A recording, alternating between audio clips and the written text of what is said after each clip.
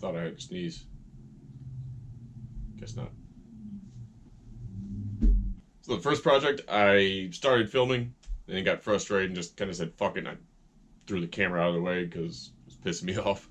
But I want to start doing more in 4K, and while I definitely could get by with my 4790K, I wanted to get a little more processing power, a little smoother editing and rendering, so upgraded the rig to a i7 8700K, 32 gigs of DDR4 on a Gigabyte Z370 Aorus motherboard, and added a M.2 as well. So she's pretty snappy.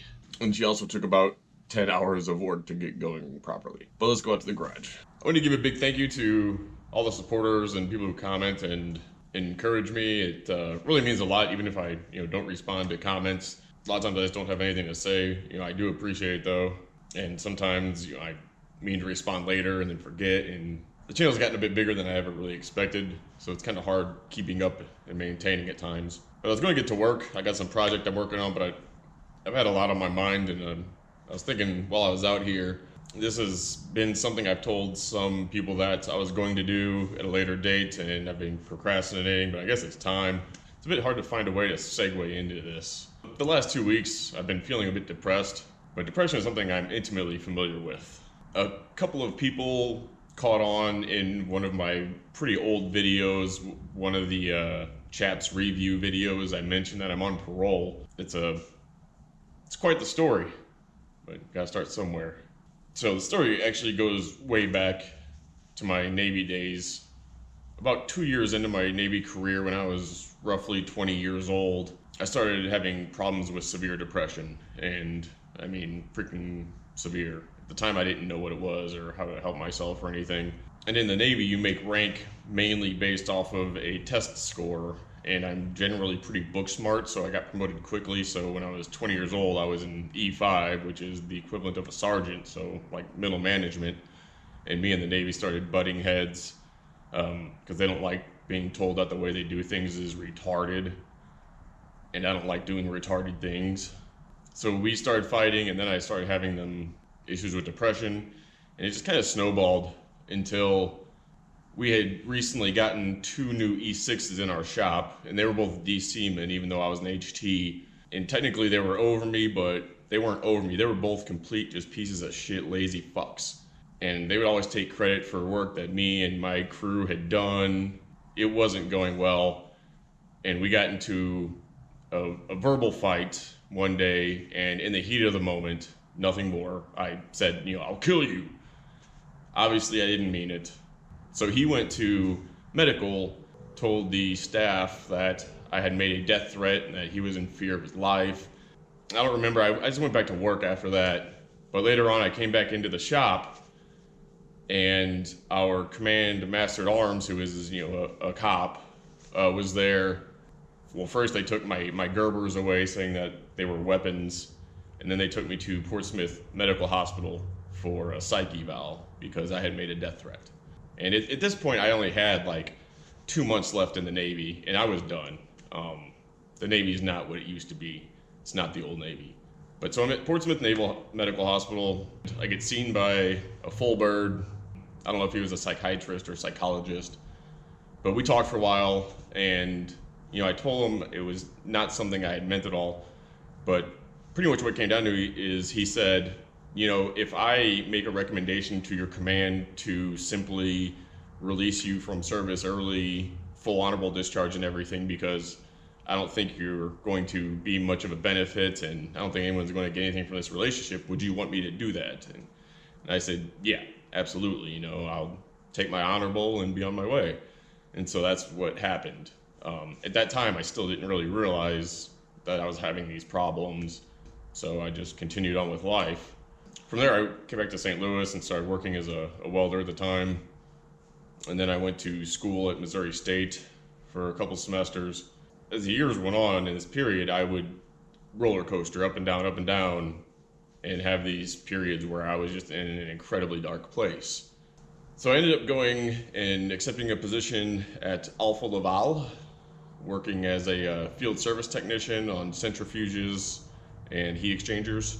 And it was a great job, it really was. I enjoyed it. The machinery was complex and intricate and really required a detailed eye.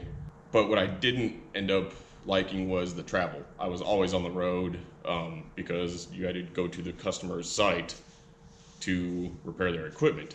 I trained here in the Midwest, mainly in the ethanol industry, went to Seattle for roughly a year and then down to San Diego for roughly a year.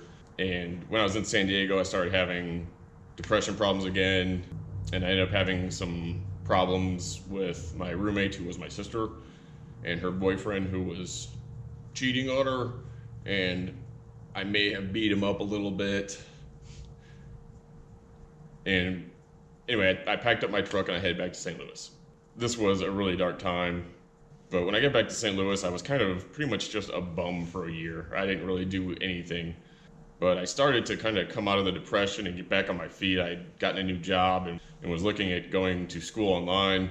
So I got the new job, but they didn't tell me the job was like 6 days a week, 12-hour days.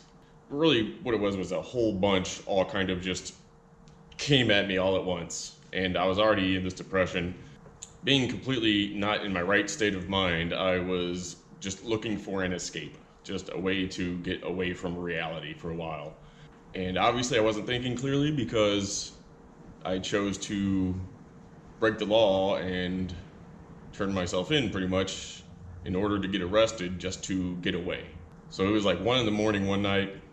The neighboring city just to the west of where I live is Hazelwood. The Hazelwood police station is on one side of this road, and right across from it is a Quick Trip. So I walk into the Quick Trip with an unloaded double-barrel sawed-off shotgun.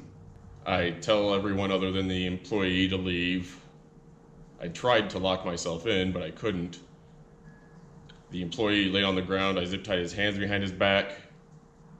I got the remote alarm out from his pocket. It was like a key fob, and I hit the alarm, and I sat there and waited for the police to come and arrest me, which they did. As I said, I was not in my right state of mind. I had been seeking help for that entire period of time, those years there, but it was never able to find a treatment plan that worked for me. Tried all the antidepressants, nothing ever worked. And looking back, it was really just a cry for help. So I got arrested. They took me to St. Louis County. I didn't think about potential consequences really, or, I was just wanting to get away. That's all I knew. And I was kind of thinking maybe there was some help, but there was none of that. Everybody told me that the public defender that I had was good and I'd get some help from them, but they were having some health issues at the time. So my court date just kept getting pushed back, and I ended up being in St. Louis County for a year and a half, and that's a year and a half in jail, and in jail there is no rec yard or anything like that, so I was in a building for a year and a half without seeing the sun or breathing fresh air, and it sucked. I mean, it was really horrible. And then when my public defender did finally get around to doing my case, they did absolutely nothing for me. And at that time, from the other inmates and what they had said about prison and everything, I just wanted to leave jail. I wanted to go to prison because it sounded so much better than jail. So I get in front of the judge, and the first offer they gave me was 10 years. And I said, I'll take it, just because I wanted to get away. I guess the judge felt bad for me because even after I accepted the 10 years, they dropped it down to 7 years. So I have a 7-year sentence. My charges are armed criminal action, felonious restraint, and unlawful use of a weapon. So I finally leave jail and go to what they call diagnostics. It's supposed to be 1 month long, but it ended up being like 3 months long here in Missouri because the prisons are so overcrowded. And this place was even worse than jail. It was just horrible. I was at a really bad place here as well. At that time, I tried to kill myself. So late one night, my bunkie was asleep, dismantled a razor, and I opened up a couple veins and stuck my arm in a trash can and was just bleeding out into the trash can. And, I was laying on my bunk with my arm kind of hanging off into the trash can so it wouldn't be so obvious when the guards walked by. And the only thing that saved me, because, I blacked out, I didn't turn the light off. And so my bunkie actually woke up, I don't know how much later, but he woke up and got up to turn the light off, and that's when he saw all the blood and everything. So all the guards came and rushed me to the ER, and they saved me, and I spent 4 or 5 days in a rubber room, which was quite the experience. You're in a padded room with nothing other than a moo-moo. That's all I had, was this moo-moo. The toilet was just a hole in the floor. There was no toilet paper. If you needed toilet paper, you had to get a guard to give you some, and they sat there and watched you while you squatted over this hole in the floor. And there wasn't even a way to flush it inside the cell. They had to flush it from outside of the cell. So that was another experience. I've been through quite a bit in my life. So after I was done at diagnostics, I went to Algoa Correctional Facility. And by the way, correction, the word correction should not be in there. It's punishment is what it is, all right? But there's no correction going on. You're just taking criminals and putting them with more criminals so that they get to be better criminals. But Algoa was actually kind of the best thing for me. It was minimum security. We had softball leagues in the summer. We played handball all the time. I had a great library. They started a web design vocational class, which I took. And then when I was done with that class, I applied to be a teacher's assistant in there and got brought on. And that's kind of where I learned, the basics of video editing and all that, working with the Adobe programs. This is from the teacher there. So that was probably the best thing for me at the time. But all in all, I was incarcerated for 3 years, 2 months. I was released in December 3 years ago, I guess, so I've been out a little over 3 years. I am still on papers, on parole, until December. So what this all kind of boiled down to in my mind, and I know I'm kind of rambling and not making much sense or hitting the points that sounded good in my head before I started talking. This is causing a bit of anxiety, honestly, talking about this to all of you. I don't know you. So that's my prison time story. And there's definitely more stories in there that can be told. This video is already going on a really long time, and I do want to get to work out here. Bought a new vise today so that I don't have to keep putting those blocks in there when I stick a saw in. All right, so I kind of remember where I was going with that. I've lived with depression for so long that I'm intimately familiar with it, and I saw these last 2 weeks that I started slipping into one again and was able to bring myself back out. I'm generally doing great these days through a treatment plan with the VA, which has really helped out. It actually works, and also just a love and passion for my job. So those are the two things that have really gotten me to a point where I'm good all the time, more or less. It's generally kind of a stigma in society these days to, ask for help, although that's stupid. It's one of those macho testosterone, I don't need help from anyone type things. Although I am that way with a lot of things, I'm not with mental health. If you're having issues, don't hesitate to get help from others. A lot of it is undoable on your own, and I acknowledge that completely. So yeah, depression sucks. Don't deal with it by yourself, because then you're just going to end up hurting more people than only you. Also, if you ever get incarcerated for a long period of time, best thing you can do is start working out hard and never shave. And when you look like that and are incredibly in shape, people generally don't mess with you because they just assume you're crazy as fuck. I didn't shave or cut my hair for like 3 years.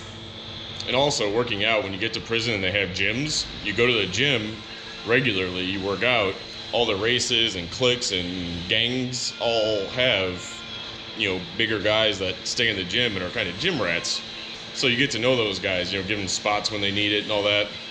And you get to be friends with them through that connection, you end up being cool with everyone in prison, and nobody really messes with you because all the groups have a guy in there that know you and know you're cool.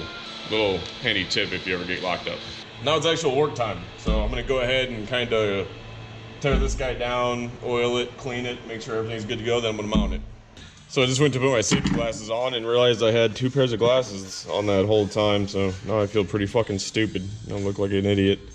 But I picked this up off Craigslist, and anything I buy that's not, new, I like to break it down first, clean it, lube it, do whatever kind of maintenance is normally done on it, just to ensure that it's going to work well into the future.